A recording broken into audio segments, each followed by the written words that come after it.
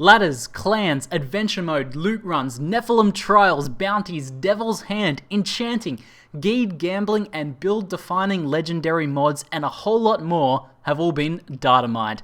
G'day, ZiggyD here, and just yesterday, a bunch of stuff for Reaper of Souls was uploaded to the PTR client. And of course, in short order, all of this has been data mined for our perusal. Now, this has been confirmed by Blizzard to be an intended leak. They're fully aware that we can data mine this stuff. So, although a lot of this is, likely to change, some of it can change, none of it's official information, but the fact that Blizzard have put it out there and they're aware that we are able to data mine it suggests that it's a pretty good indication of what's to come in Reaper of Souls. And I have to say, we now have a metric shit ton of data on Reaper of Souls. So in this video, I'm just going to give you guys a summary and overview of some of the larger parts of this. So let me just switch the scene over here, and there we go. Boom. Haha, still getting used to that. But here we go. Tons of stuff. Look at this thread. It's massive. And each one of these banners here on DiabloFans.com, which I'll put a link to in the description below, links out to even more information, but there's a ton there. Sorry if that just destroys your eyes there. But I'll go over the main things that you guys probably want to know about what's coming up in Reaper of the Souls. Reaper of the Souls.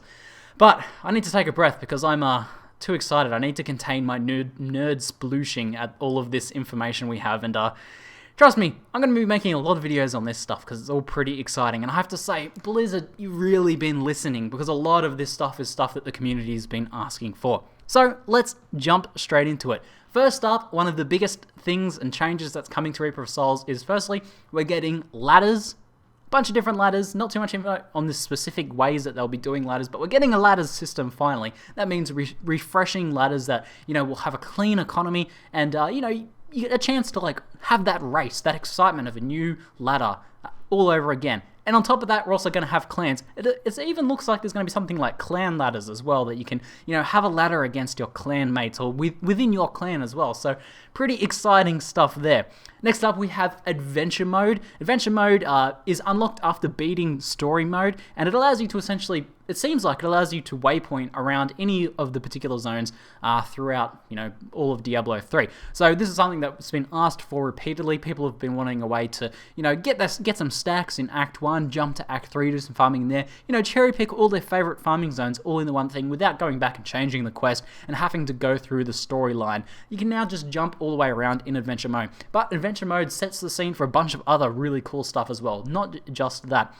So Adventure Mode also unlocks the ability for us to go on loot runs, which I'll explain in a second. Nephalem Trials, which I'll also explain in a second. It also includes bounty boards, which are like these mini quests. So there'll be a bounty board you can check out in New Tristram, and it'll have enemies you have to go hunt down, or items you have to go find, or something like that. So plenty of stuff to do, and also a new system, a new kind of thing to collect up and try and do Devil's Hand, which involves you collecting a couple different legendary set items and then combining them together and giving them to someone in New Tristram, and then having a chance to sort of have this gambling on a reward. It's got something like you get a choice of a card, you get to see the first card, then you can say either I'll take that card or show me the second card, and you have to go with the second card if you decide to do that. So it's like you can have a boat, or you can have the box. It could even be a boat in the box, and you know how much we've wanted one of those.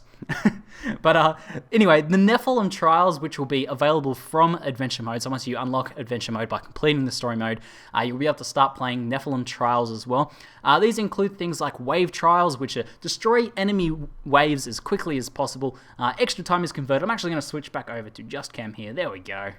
That's a bit better. Full screen mode.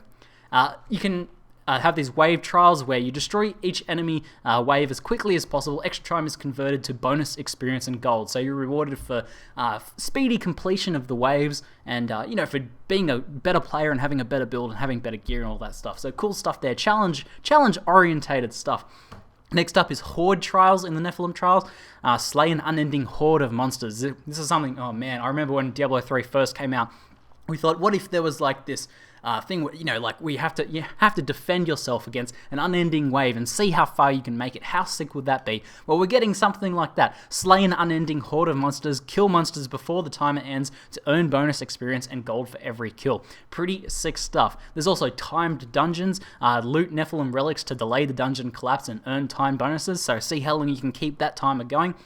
Beserker Trials, where you have to slay specific monsters before they enrage. Killing marked monsters before they enrage gives you a bunch of extra bonus experience and gold, so, you know, another sort of challenging thing you can do. And goblin hunts.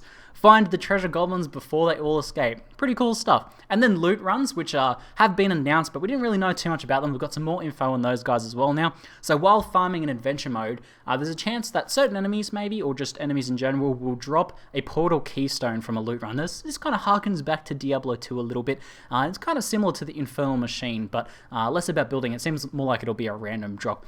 And loot runs essentially feature 10 levels and a bar that fills up as you kill enemies. Once that bar fills up, a portal opens and you get to go fight the boss. And once you defeat the boss, you take all of the loot from that epic run with you back to town, or, you know, that sort of thing. And it seems like in the loot runs, there's also like a kind of like a hub you can go back to as well, maybe to get supplies or salvage stuff or something like that. I'm not too sure, but from the data, it looks pretty interesting. But overall, it just looks like, in terms of actual game modes, Reaper of Souls is bringing a lot to the table. It blows my mind how much we're actually going to have to do in the in this new expansion pack. Like, when they added stuff into the current Diablo 3 vanilla, it's kind of, you know, they added in the Infernal Machine, they added in Monster Power, but all of it was kind of just busy work, just little things extra you could do to tide us over. But we're getting a butt ton of new ways to play the game coming in Reaper Souls, and that's pretty exciting.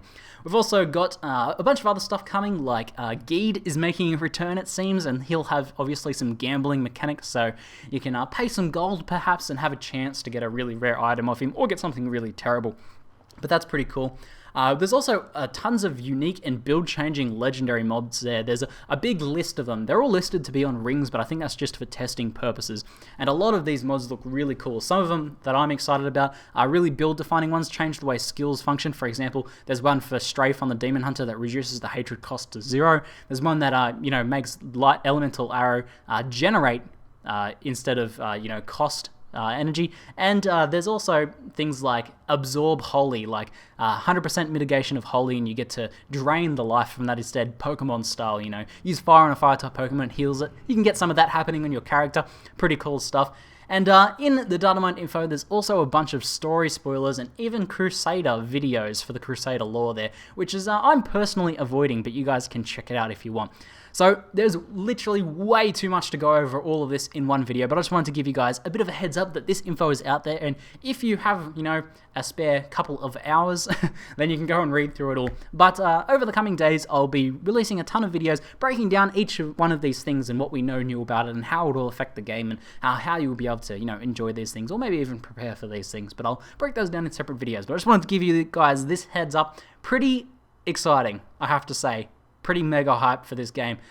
Someone needs to put me in like cryostasis or something so I can wake up again when Reaper of Souls comes out, because I'm pretty pumped for this. But awesome stuff. Blizzard's really upped the ante for this, and it kind of reminds me a little bit of Diablo 2, where a lot of people were actually disappointed with Diablo 2 when it launched, and Diablo 2 expansion pack made it a kind of a completely new and much better game overall, and I think we'll be seeing the same thing with Diablo 3, which is pretty exciting. I had the confidence that it would happen, but it's good to see that confidence was founded. Anyway, that's it for now. I'm ZiggyD, and thanks for watching.